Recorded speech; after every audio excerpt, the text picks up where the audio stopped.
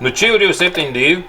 Šodien tavai uzmanībai Citroën siksnas maiņa, zobsiksnas maiņa, redz, nomainam visus rullīšus, redz, kāds vecs rullīts, putekļains, netīrs, nesmuks, jā. Nomainam pret jauniem smukiem visus šīs lietiņas. Rekā šitien te, arī skaties viss dzinējs apakšā iekarināts, jā, redz, ļuk. Te viss skaisti salikts ar čopikiem, pa metkām saucamajām, tātad pēc atzīmēm tā teikt. Un šāds te, nomaiņa būs. Ja tek, tad, protams, arī jāmaina ir blīvslēgi, ja tek, tad jāmaina vārstvāku blīvi, ja tek, tad jāmaina arī galvas blīvi, ja tek, tad jāmaina turbīna.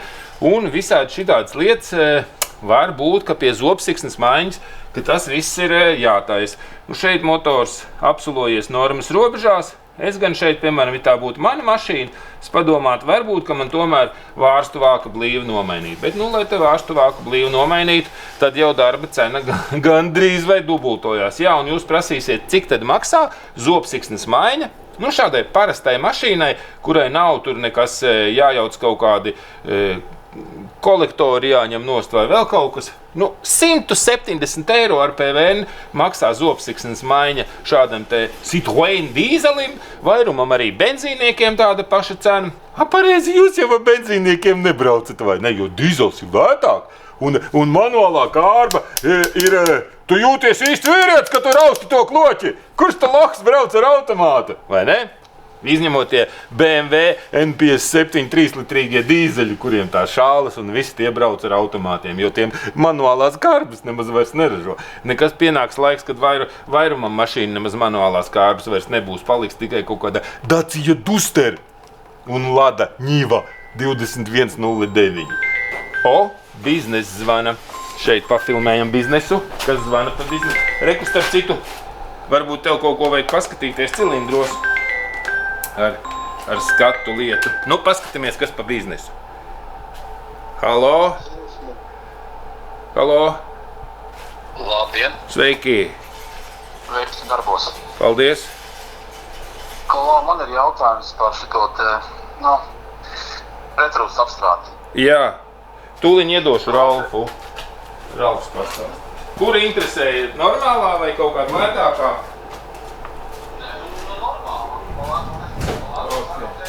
Labi, tad prasi man tos jautājumus Ralfs pusdienās. Nepiesanoties cenām, bet tomēr tā indikatīvi. Paskatāt, tā pajaut, man jau 20. gada Merces GLE. 20. gada Merces GLE. Jā. Ja te būtu Ralfs, viņš teiktu obligāti jāatbrauc parādīt. Bet tu vienkārši gribi zināt cenu telefoniski. Lai es saprotu, vismaz tā. 2200. Jā, 2200. Neņemot tiltus nost.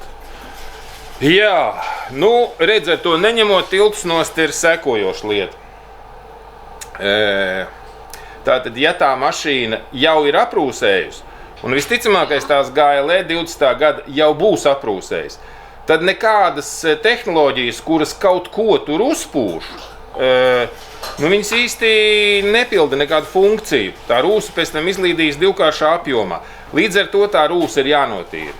Līdz ar to es tā saprotu, tu esi nopircis dārgu mašīnu, bet gribi lētu kaut kādu, kad tik kaut ko uzpūš, un tas ir nepareizi. Tas ir viss, ko es varu šajā sakarībā teikt, bet var jau būt, ka tā mašīna nav aprūsējusi.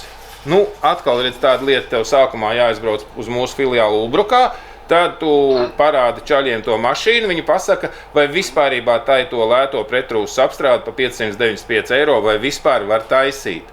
Un, tā kaut kā. Tas viss stāst. Ja neņem tiltus, tad tas 600, ja noņem tiltus, tad tas 2200, tā ir tā, ja? Tā baigi vienkāršoti, jā. Ja vienkārši tu tā kaut kā abstraktu cenu aptauju, neiedziļinoties visās lietās, tad jā, 600 un 2200. Bet varbūtība, ka to lēto varēs taisīt, ir, teiksim, 50 uz 50. Vienkārši varbūt, ka čaļi nepiekritīs, viņi teiks, tur jau rūsa redzama.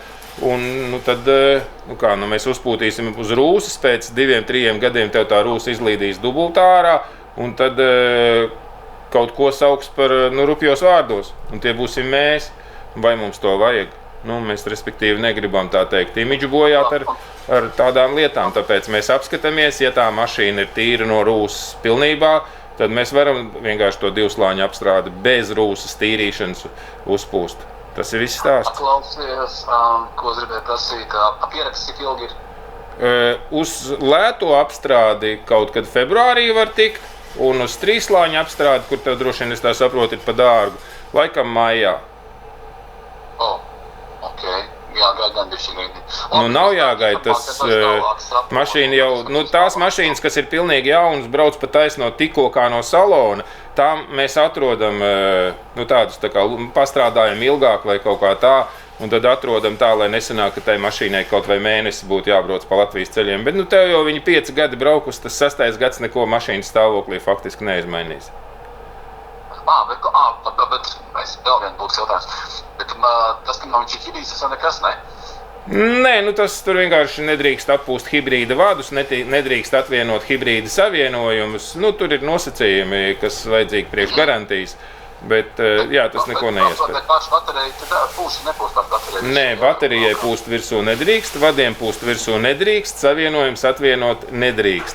Mēs, ja ņemam tiltu nost, tad tiltam nāk klāt vadi aizmugurējam, ja 4x4 un tad, vai aizmugurs piedziņa, tad mēs tos tiltu atstājam vados, vienkārši pārvietojam viņu tā.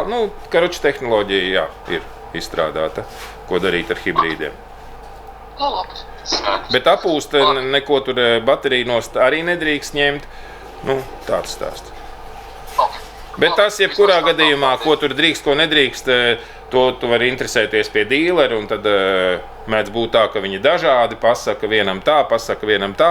Mums ir tādas mašīnas, kuras mēs ļoti bieži taisam, piemēram, kaut kādas, teiksim, Toyotas. Tur mēs zinām katru sīkumu, mēs katru reizi neliekam klientam zvanīt dīlerim un interesēties, vai viņam vispārībā garantija, tā teikt, saglabāsies. Tur mēs zinām visus nosacījumus.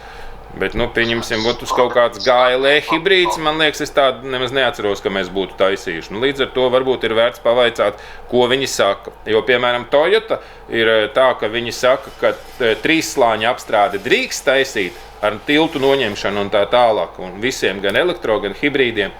Bet divslāņa apstrādi, kur netiek noņemti tilti, to nedrīkst taisīt. Tad zūd garantija. Pie mums konkrēti. Līdz ar to, kā ir citiem, nezinu, bet, tāds stāsts. Paldies tev. Cerams, info bija noderīgs, jā.